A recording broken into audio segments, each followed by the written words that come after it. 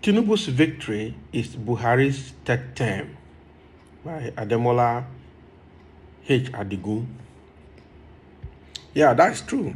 Tinubu's victory is Buhari's third term because he already said that when he gets into power, he will continue from wherever Buhari stopped. And we know what has happened during this Buhari's tenure, and we know where it's going to stop. And if it continues from where it stopped, we know exactly where to get to. It will lead to more bloodshed and more economic and political woes in Nigeria.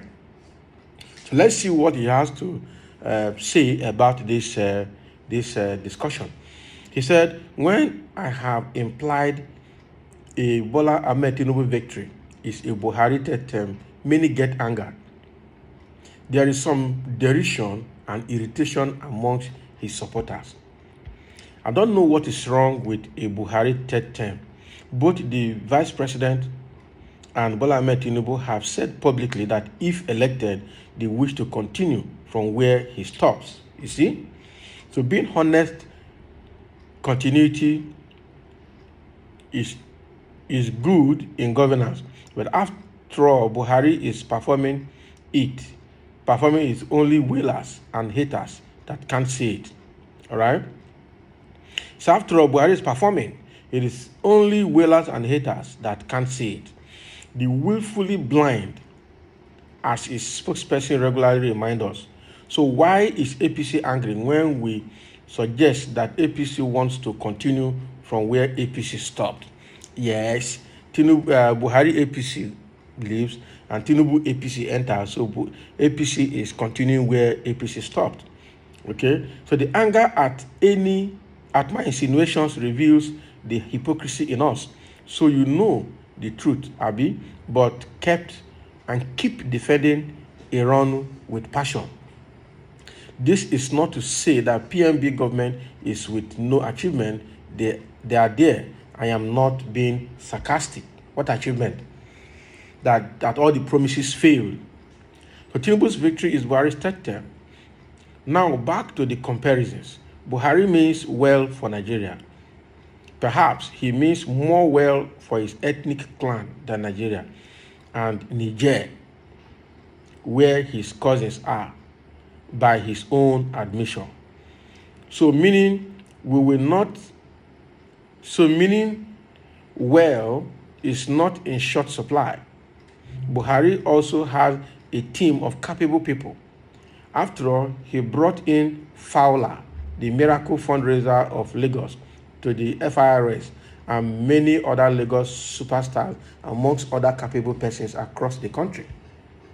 So why is governance failing? That's the question, if he has all these technocrats in his cabinet. As you also notice, Bola Ahmed Tinubu is being packaged as Buhari was packaged. Same team of handlers with a few exceptions. He is not speaking to the public. He will not attend debates. He has made no inspiring speech. He is shielded from scrutiny as Buhari was. That's correct. He had the same quality of followers as those that followed Buhari, having an excuse for all things, telling us how brilliant he is without giving us a chance to examine that, packaging his leadership in Lagos as we package that of Buhari as PTF chairman and his first presidency. Plenty of exaggeration without substance. Wow.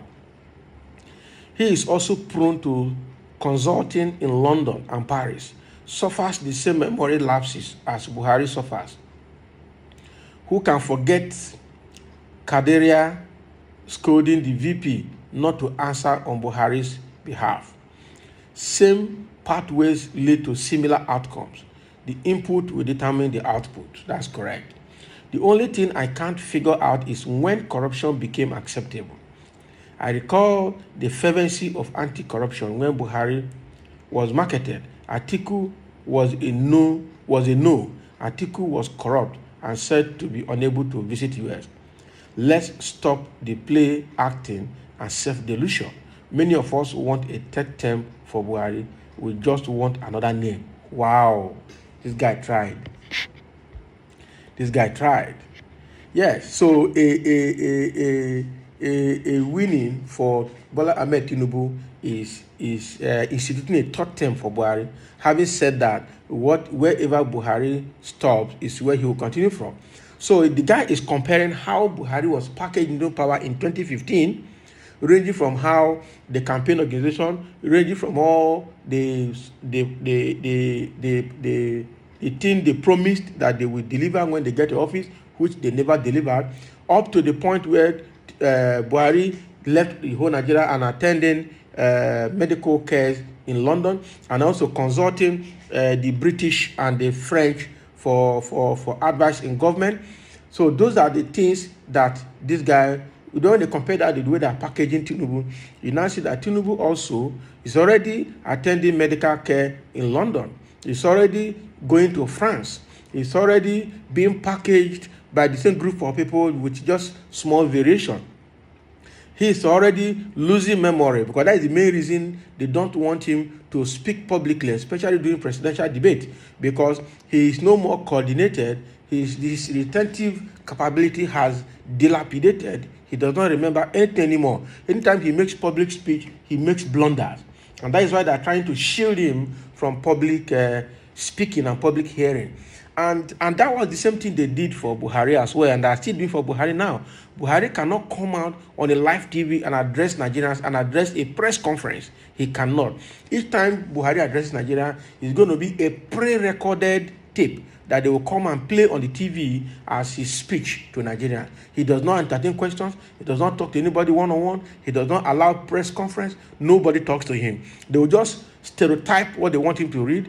They will put a camera for him in the room. They will record him read it, and then they will take it to the studio, edit it very well, remove all the blunders in it, and then come and play it on the national TV for everybody to hear. How long will we continue like this?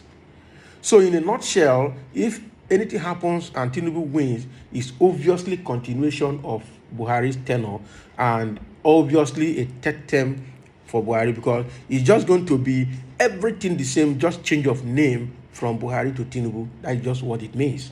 And that is what this writer is saying. When are we going to be sensible? When are we going to be matured enough to see in between the lines? When are we going to allow our conscience to be free, and become logical, and at least for the first time do the right thing with our own conscience, uninfluenced, without any external influence? So this guy had just brought out the implications of getting Tinubu into power. It's not going to be rosy. He's going to continue with this bloodshed. For him to choose Shettima, the same fate ticket, Shettima that has a terrorism allegation even in Borno State, for him to go to the north and try to woo them instead of working in the south, it means that bloodshed will continue. It means that terrorism, bandit, and Fulanization will continue. It means that Islamization agenda will continue. It means that all this fight to stop the Fulanis from terrorizing Nigeria will not be successful, because his government might be more brutal. They will just come in full force. The truth of the matter is that the Fulanis and the herdsmen and the Islamic jihadists are out of time, because the principal is leaving, that is Buhari himself. So they're looking for a way to institute another government that can allow them continue in their bid to overcome Nigeria, that can allow them, give them a leeway to continue perpetuating the Islamic and the Fulanization agenda in Nigeria. That is what they're doing, and that is what Tinubu is now getting ready to help them achieve.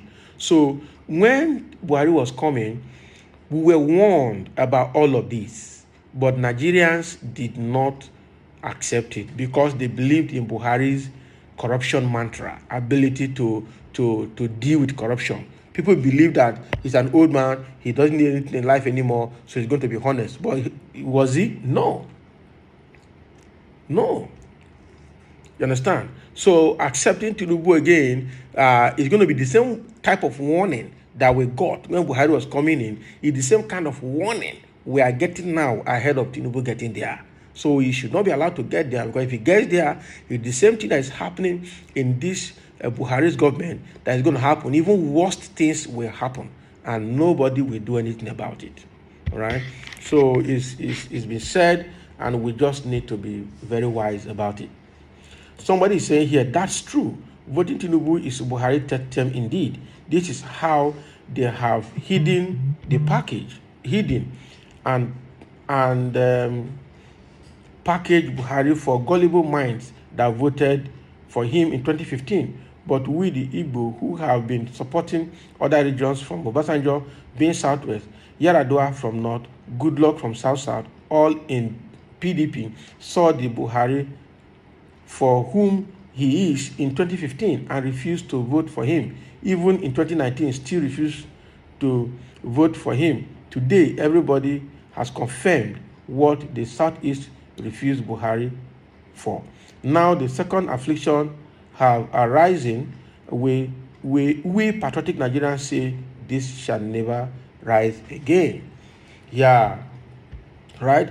So a statement like the one you made shows that you are selfish and wicked. You cannot cover the truth. You can imagine. So somebody is blaming the first commenter, but then the guy has been fair. Just like I said earlier, we were warned when Buhari was coming in, but nobody listened. Now we are reaping it. All right. Truth and nothing but the truth, exactly. So another commenter is saying the truth has been written here now for everybody to hear. But another different-minded person is saying Obi's victory is IPOB victory. Voting for Obi is as good as voting for IPOB to divide Nigeria to Fiakwa. Can you imagine? An Igbo man is even saying that. All right? So that is not true. This ethnic bigotry, the ethnic card that we keep playing. So voting Yoruba man is not voting the kind of characters they are seeing in Tinubu that everybody is complaining about. Or voting Atiku is not voting the Fulanization and Islamization agenda that had been started by Buhari government to perpetuate. So we just need to get somebody that is better minded in this government to get into power. Otherwise, we will continue to sing the same song, going to go around the same circle without success. So there are several other comments here, but these are a few logical ones that I have to share with us. Thank you for listening, and let's have your comment below as well.